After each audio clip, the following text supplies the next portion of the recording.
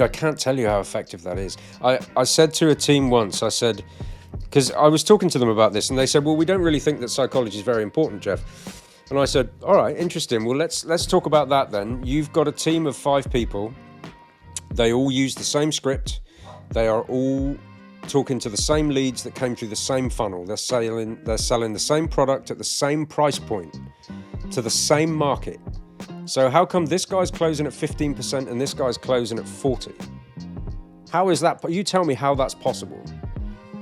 And when you looked at the 2 people selling, this guy was, hi Wayne,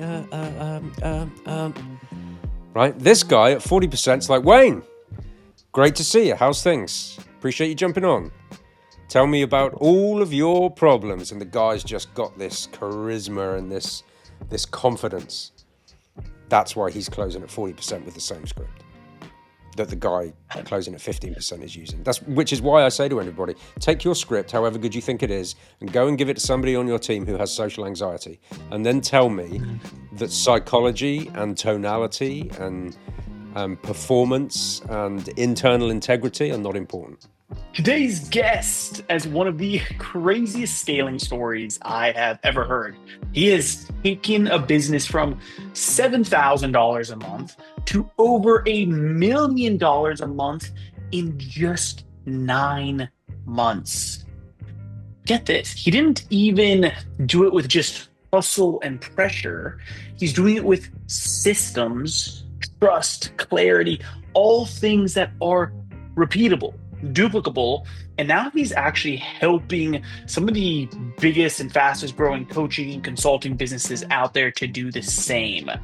Today, I welcome Mr. Geoff Ketterer of Channel Consulting. He's actually going to walk us through how in under 6 months, he scaled his own business to $100,000 per month, and now how he's helped over 150 other businesses do the same without burning out and actually being able to step away from their businesses now, being able to go on a vacation, right? Because they have systems set up that are bringing in hundreds of thousands of dollars every month. So if you've ever felt stuck trying to scale or like your sales and marketing aren't working together, this conversation is really going to unlock something great for you. Let's dive on into the mindset, systems, and the legacy of Mr. Geoff Ketterer.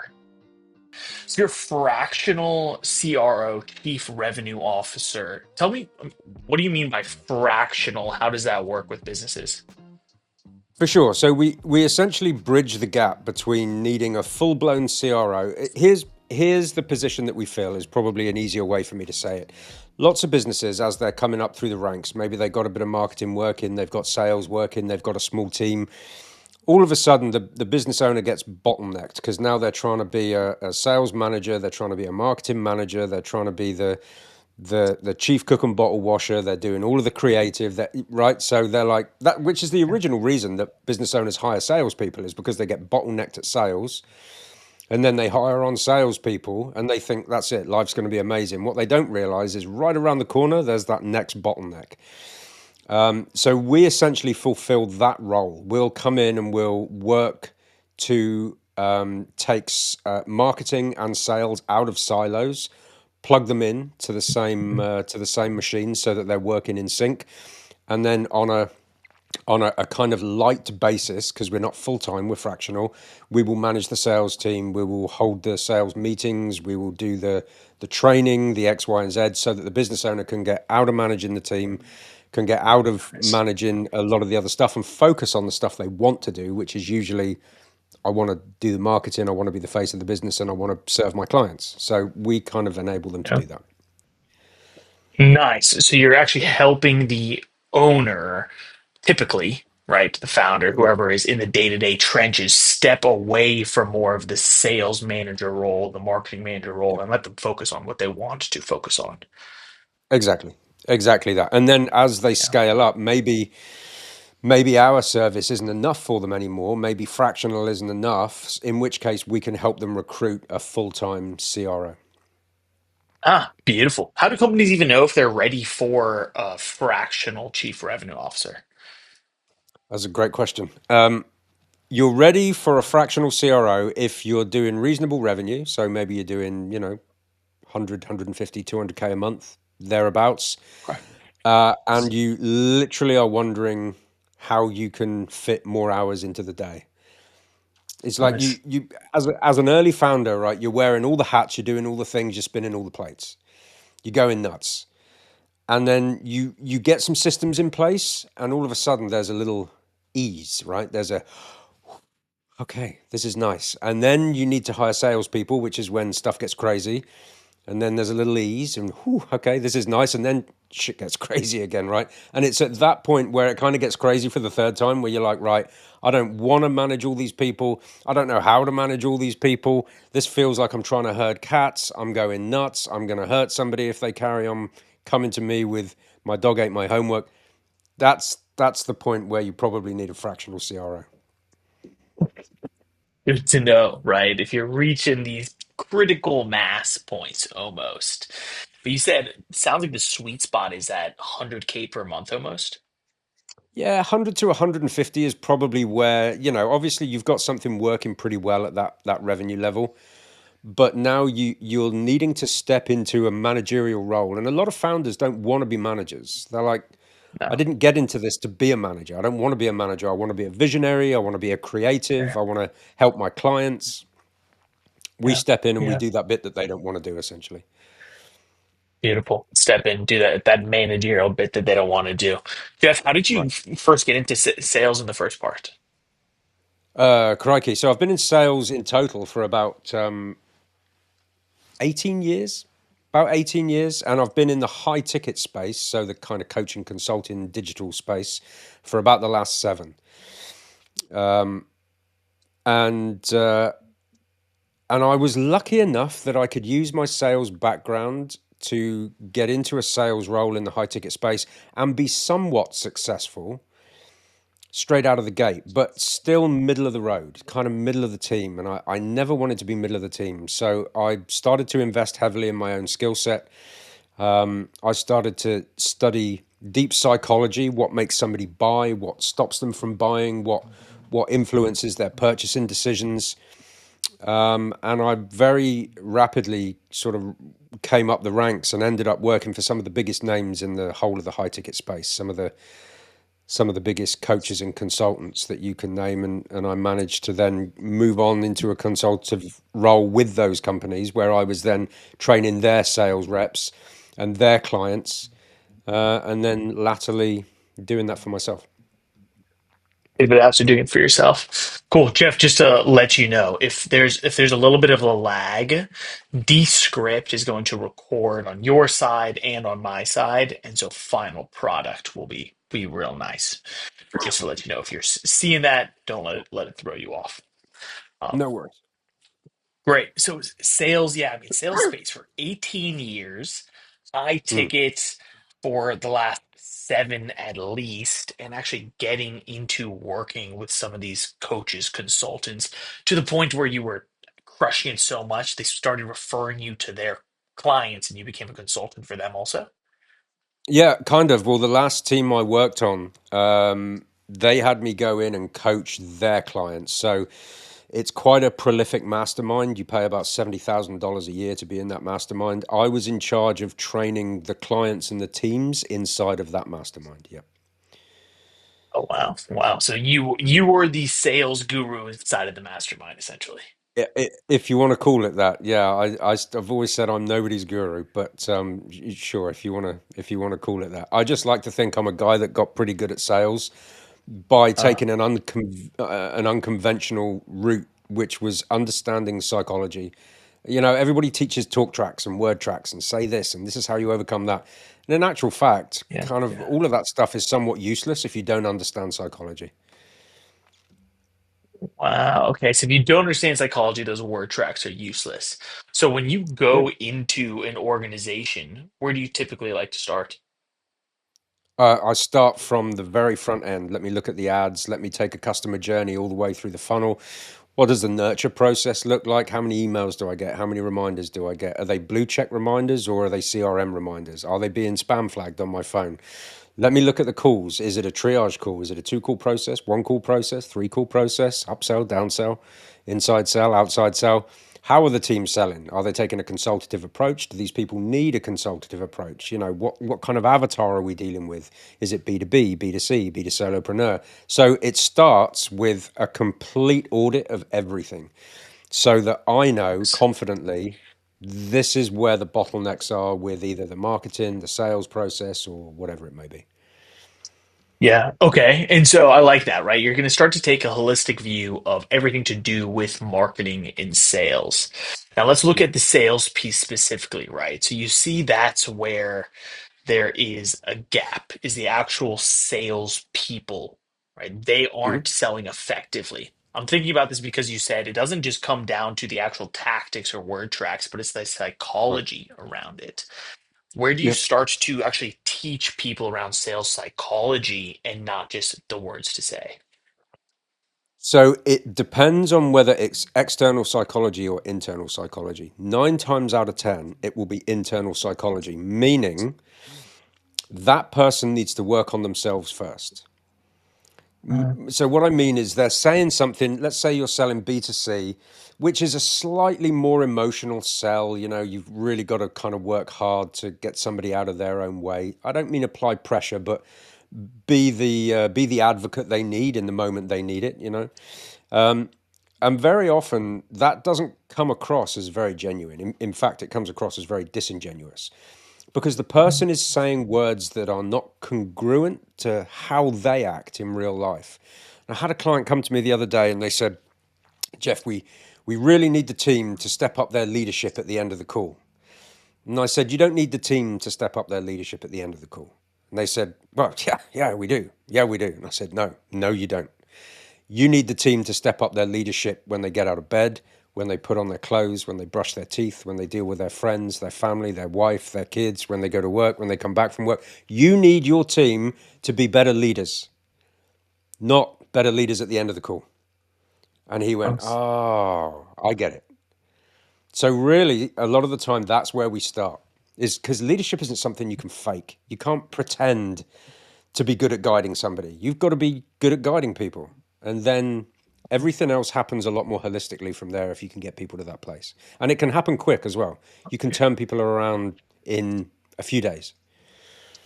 Wow. Wow. Nice. That holistic leadership view, right? It's not just a problem in a sales call, right? It Yep. is an overarching problem in the actual person's being that needs to be a better Yeah. leader, whether it's at home, Yep. at the office, or actually with a prospect also. But it's surprising me Yep. to hear you say that you can turn it around so quickly.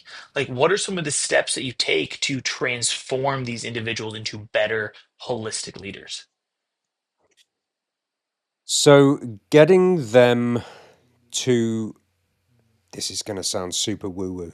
And like anybody that knows me will tell you I'm the least woo woo person on the face of the earth. This is going to sound woo woo, but I will back it up with data. Getting somebody to like themselves first. And if you've ever read sort of Jordan Peterson's book, you know, the 12 rules for life and all that kind of stuff, it's the simple stuff, you know? Get out of bed on time when your alarm goes off. Make your bed. Have a shower, brush your teeth, eat healthy that day. Drink plenty of water, make sure you hit the gym, go to bed on time, wake up, you know, get your sleep routine in place, get your hydration in place.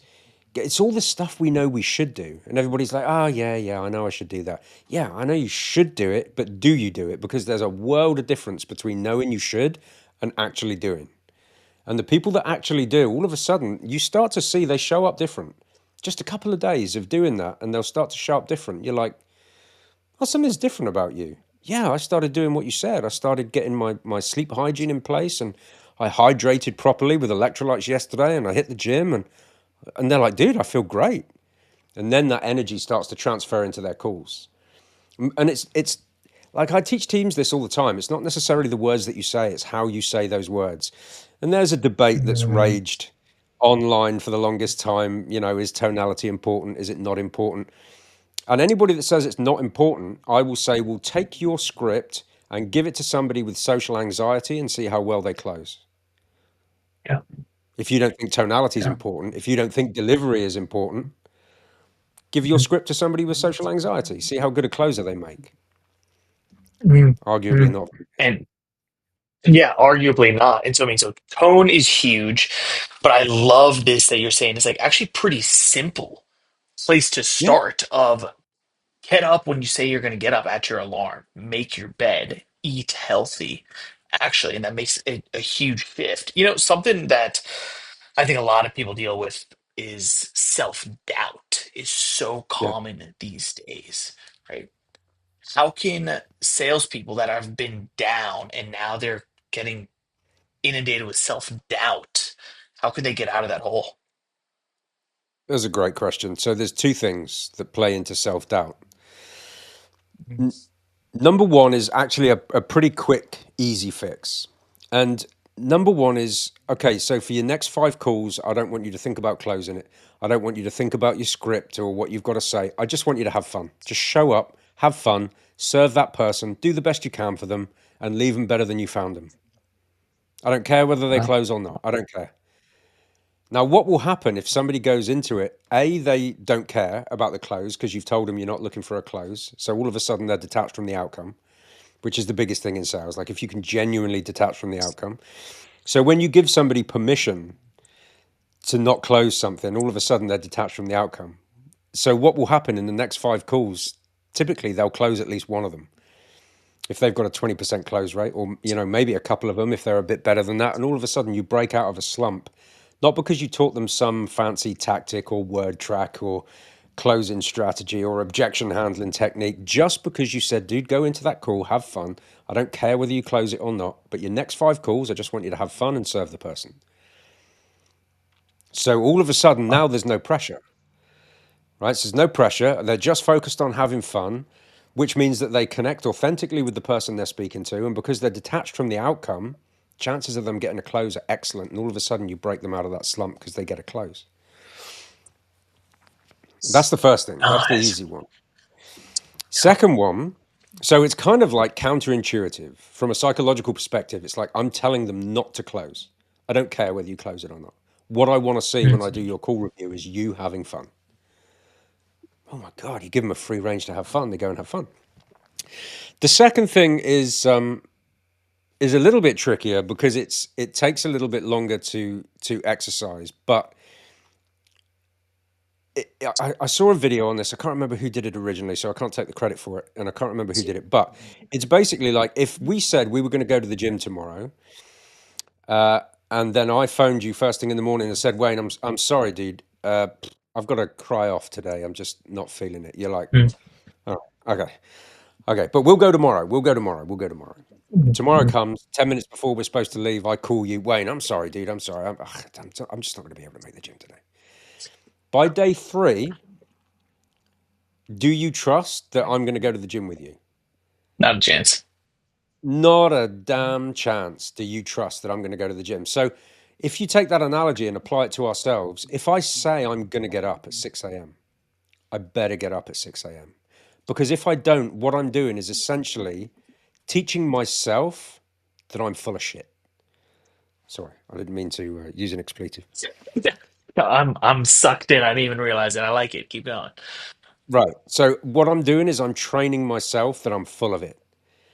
So if I cannot keep the promises to myself, if I can't eat the way I said I would eat, if I can't get up at the time I said I would get up, if I can't hit the gym at the time I said I was going to hit the gym, then I'm training myself that I'm full of shit.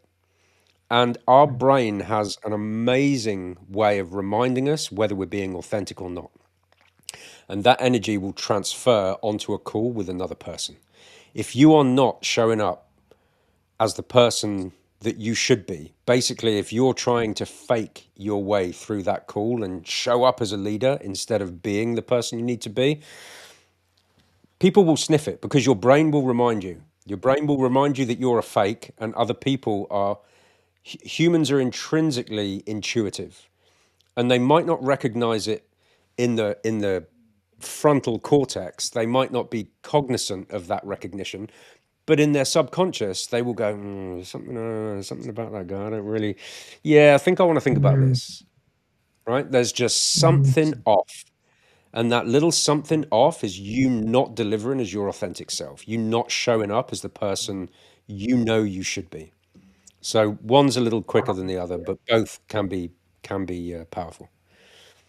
No, that's super powerful, right? To overcome this self doubt, Yep, right? First off, detach from the outcome. Just focus on having fun and fully serving the yep, prospect on the other side of the call.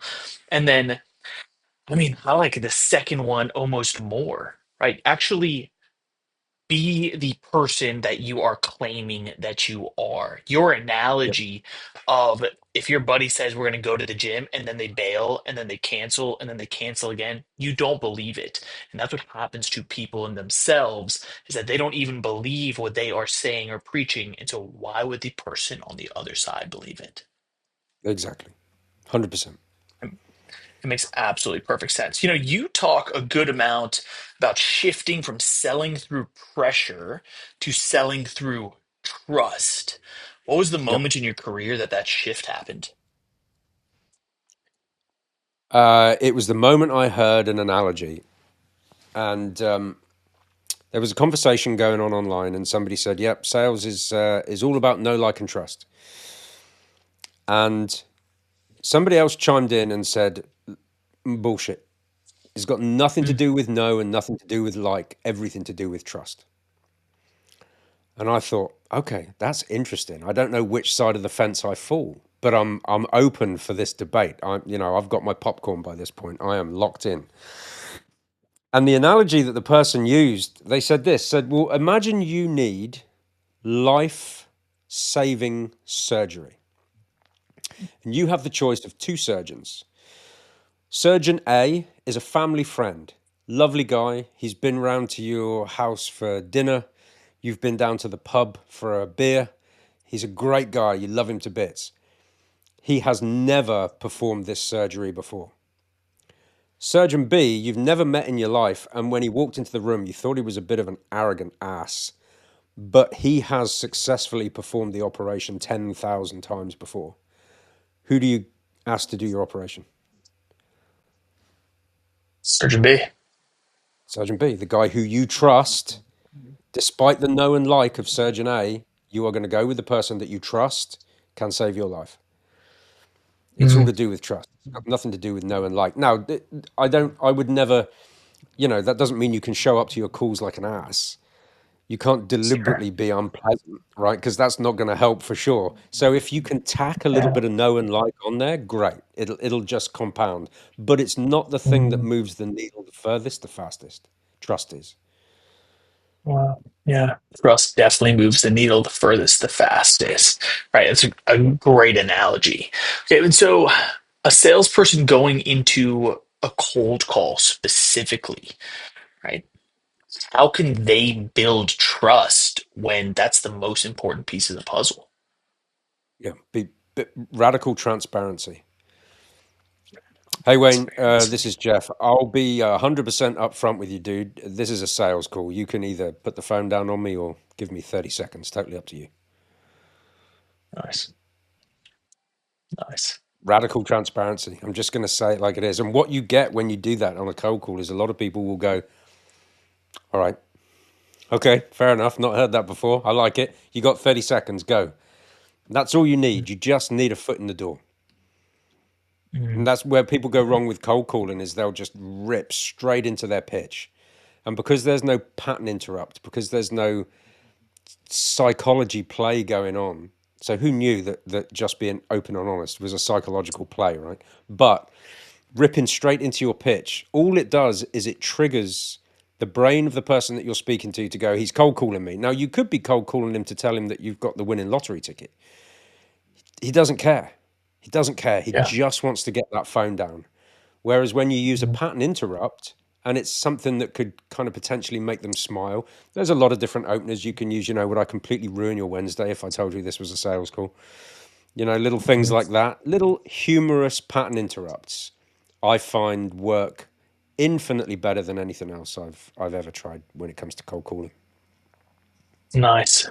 Pattern interrupts.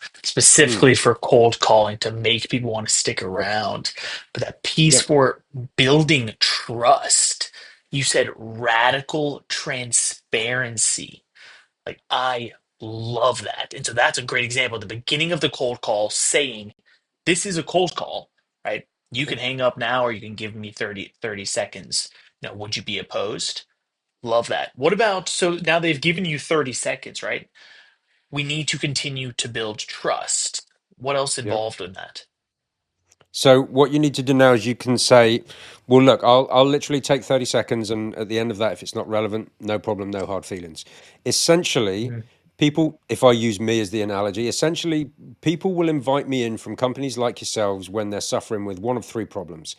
Either their salespeople aren't closing enough, either they're not picking the phone up frequently enough, or there is a cultural issue inside of the general sales team which is causing a sense of malaise. So, of those three problems, not picking up the phone often enough, cultural problem, struggling to handle objections, I'm guessing you're going to tell me all of those are 100% perfect and none of them are a problem for you whatsoever. They're going to go, well, yeah, I wouldn't say 100% perfect. So you're using like a positive negative like magnet bias. Do you know what I mean? You're saying, I'm guessing you're going to tell mm, me they're 100% perfect. And everybody 100% of the yeah. time, they'll go, well, no, it's not, no, they're not 100% perfect. So they're admitting to a problem. At Mm, which point you can mm, say, well, of those three, if you could wave a magic wand and fix one of them, which would it be? Oh, it would mm. definitely be the cultural piece causing malaise. Right. Then you can Nice. say, okay, well, look, I've had my 30 seconds. Are you okay to chat for just 2 more minutes? Now you're in. So they'll give you another 2 minutes now. And all you're looking to Oh, do is set the beautiful. meeting up, right? You're not looking to sell anything on that cold call. You're just looking to set up the meeting. Nice. Nice. Do you typically recommend actually doing a multiple call sale? Let's put it that way. I would say it's incredibly difficult to sell anything off the back of a cold call. Yeah. It's you when you cold call, what you're doing is looking to set the meeting. You're looking to sell the meeting, not sell the product or the service. Mm, Because chances are you've caught mm, them on the hop. They're in the middle of their day. They've given you a couple of minutes, but they're busy. Like especially if what you're selling is thousands of dollars or thousands of pounds, the chances of you being able to do that off the back of a cold call is very, very slim. So you just got to set the meeting so that you yeah. can have a more in-depth conversation. Nice. I like it a lot, actually. I mean, so this to me still is this radical transparency piece. You came into the Yep. call saying exactly who you are and asking the question, right? Pattern interrupt and being just totally honest and trustworthy.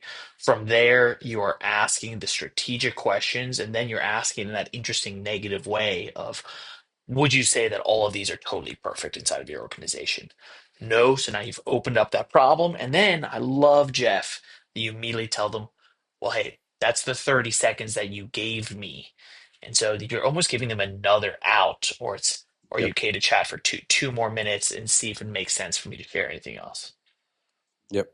Exactly. But by then Man. you've touched on a pain point. You've highlighted a pain point. So they're 10 times more likely to continue the conversation now because now you're talking about something that and this requires you to do your research on your avatar, right? You've got to understand their pain points so that when you list those three things, you know that one of them is going to cut deep, and if you can do Mhm. that and you know your avatar well enough, then you can get unlimited appointments using that methodology for sure.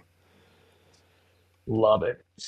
Jeff, you started channel consulting not too long ago, but you scaled to $100,000 per month really quickly. How'd you make it happen? Do you know what? Initially, it was just focusing on producing a really, really good result and then having everybody send us referrals. Ah, That was it. nice. Great result. And then send you referrals. Great result. Do you know anybody else that's looking to achieve this? Yes, I do. Okay, well, if you can sort of prime them and send me two or three names, if they become a client, we'll give you a 10% kickback.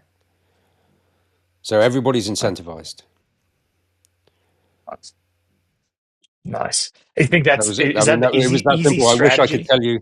Yeah. Yeah, I wish I No. could tell you that we did something fancy with, meta ads or organic. I mean, a little bit of organic. I've got a reasonable a very modest presence online, but to be honest, a lot of it came from referrals. Yeah, and I think a Right. lot of business people won't use that. Specifically in the online coaching consulting space, we're always, we've got to get this organic lead and we've got to get this, meta ad campaign to perform. We've got to push them through this funnel and this VSL and all the rest of it. It's like, dude, how often are you asking your clients for referrals? Go to all of your clients that love your work and ask them for at least one referral. You'll come Yeah. away with a handful of people that you can speak to that are going to be referred by somebody that they know, like, and trust. The chances of your close rate on those referrals being through the roof is super high. You could probably Super. 2x your business in the next 30 days just by getting all of your favorite clients to send you referrals. Man, what's the reason that, especially like you said, a lot of these coaches or people in the digital space aren't asking for referrals? I think people forget that the good old fashioned tactics still work. We get Mm, we're all like magpies, right? We look at the newest shiny thing, and webinar and live challenge and 2-day event and VSL and upsell, downsell, cross sell, this funnel, that funnel, and we forget. Well, what happened to asking your good clients for referrals? Like, so we kind of forget about the old school offline tactics that worked for hundreds and hundreds of years and still work now. But because we're all magpies and we all like the shiny objects, we kind of forget about the traditional stuff that supported businesses since the dawn of time. so true, right? Shiny object syndrome, but don't forget right, that like the old school strategies, the ones that have worked for forever, still work today. And so when it Yep. comes to scaling a business, what do you think is the biggest lie that entrepreneurs believe today? Oh man, there are so many. What is the biggest lie entrepreneurs believe about scaling a business? Do you know what? It's probably to do with building a lifestyle business. It doesn't mean that you can't build a lifestyle business. It's just not going to be a lifestyle business to start with. Like, you are going to have to work twice as hard for 5 times as long than you probably thought it would take in order to get it off the ground. So anybody that says, yeah, just build a business where you can sit on the beach and sip mai tais, laptop lifestyle, very often they Mm, don't see the upfront work that went into producing that laptop lifestyle. So it can be achieved, but you're going to have to lay down the hours in order to get there. So it sounds like the biggest lie is the actual sheer time and effort that it takes to scale a business. Yeah, I often liken starting a business to like turning a millstone. The thing weighs several tons. It takes an unholy amount of energy to get that thing to move. But once it's moving, it takes less and less energy just to keep it spinning. And pretty much enough time goes by, you can just spin it with one finger. But people underestimate the amount of inertia they're going to have to overcome to start with. Wow, that's great. I love that. Once you build up that momentum, it becomes easier and easier and easier. But most new entrepreneurs underestimate the sheer effort that it takes to get that thing up and running, right? To start to build the momentum in the first place. For sure. Man. Jeff, I saw that you took a client from 7,000 per month, I think in revenue, to over 1 million per month in revenue. Mhm. What did it take to make this happen? A lot of inertia to overcome.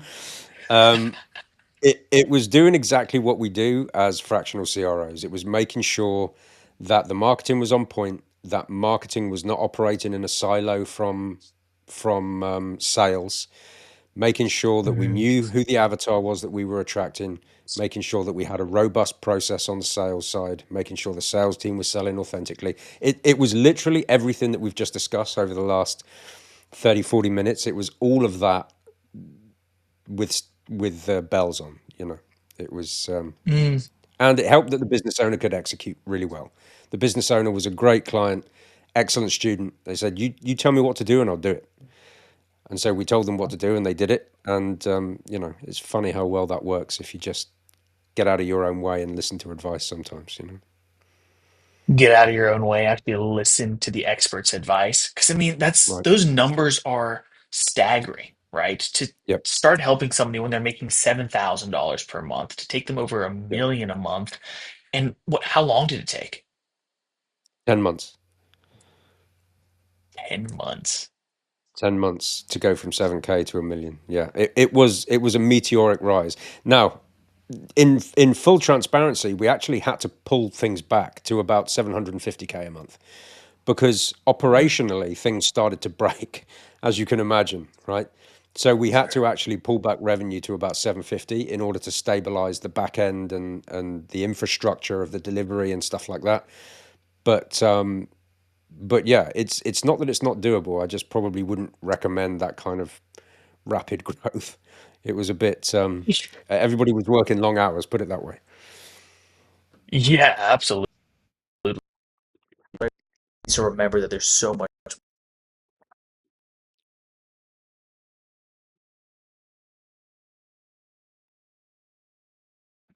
I lost your audio, Wayne.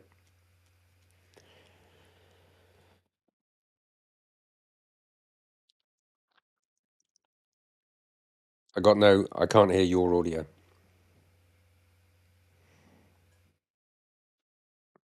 There we go. Now it's back. I got you. Yep. You can hear me now. Yeah, perfect. I got Cool. you now. I thought Yep. I thought it glitched off for some reason. My apologies on that.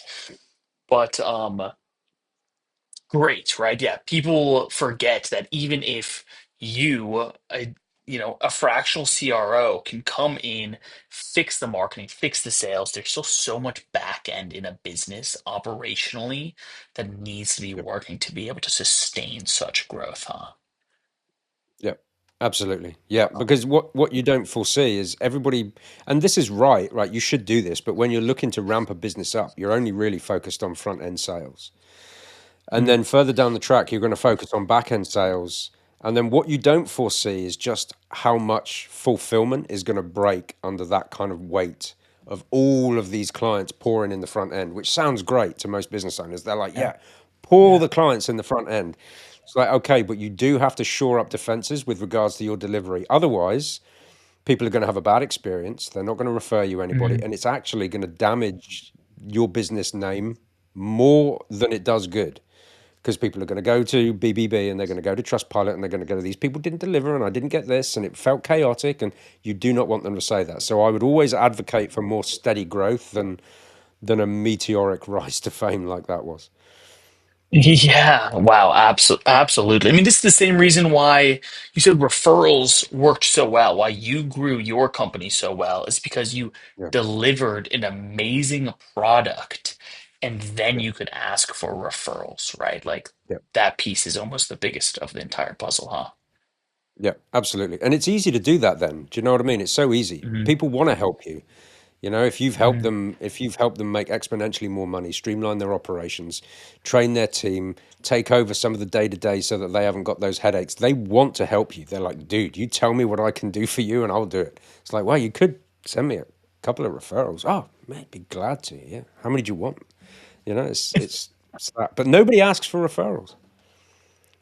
There you go. Deliver a good product, ask for referrals. Your clients are going to want to help you because you're Yeah, helping them for so sure. much. So Jeff, with you in channel consulting, right? What's next? What's something that you're looking forward to in the future? Yeah, for sure. So we just launched RevBoost, which is a recruitment arm of our business. So now we're able to do a little bit more full stack. So now we can recruit, we can manage, we can take over the day to day. We can, it's kind of a full stack package. Mm. And we also launched a 12-point checklist. You and I were discussing the checklist. We had to find a sexy Mm. name for the checklist. And what was the Makes sexy sense. name we came up with? Was the Yeah. 12-point checklist that avoids burning 50 grand before you next make your next sales hire, something like that, right? I love it, right? It's an AI tool actually that's specifically helping Yeah, organizations to take a holistic look at what's going on the inside. yeah. And it will give you a detailed report based on how you answer. And those 12 questions don't take long. It takes about 5 minutes. Most of them are multiple choice. and it will give you a detailed report, blow by blow, on exactly where the bottlenecks or the defenses need shoring up in the business. Because very often it's not. Very often people will look at, they'll think they've got a sales problem when in actual fact they've got a conversion problem or a show rate problem or a marketing problem or an infrastructure problem. But everybody thinks it's one thing, and this 12-point checklist will actually dive into the business based on how the questions are answered and give you a detailed report out of the end that will tell you exactly where the bottleneck is in the business. Beautiful, beautiful. Is that live yet on your guys' website, or what's the It's release live, date? yeah. If it's not on the website yet, but if anybody wants it, just go over to LinkedIn, where it's probably easiest for me to interact, and just shoot me the keyword Team 25, and that way I know that they'll have come from you, and Beautiful. I'll give it to you for free. You can test drive it, be a beta user for free, and we'll go from there. Nice, exciting. Team 25 over on LinkedIn. We'll link down below. Geoff, let's say we fast forward 50 years from now.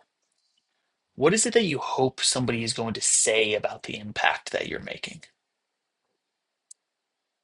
God, man, that's a great question. Do you know what? I would just like somebody to say the industry was a better place because they were in it.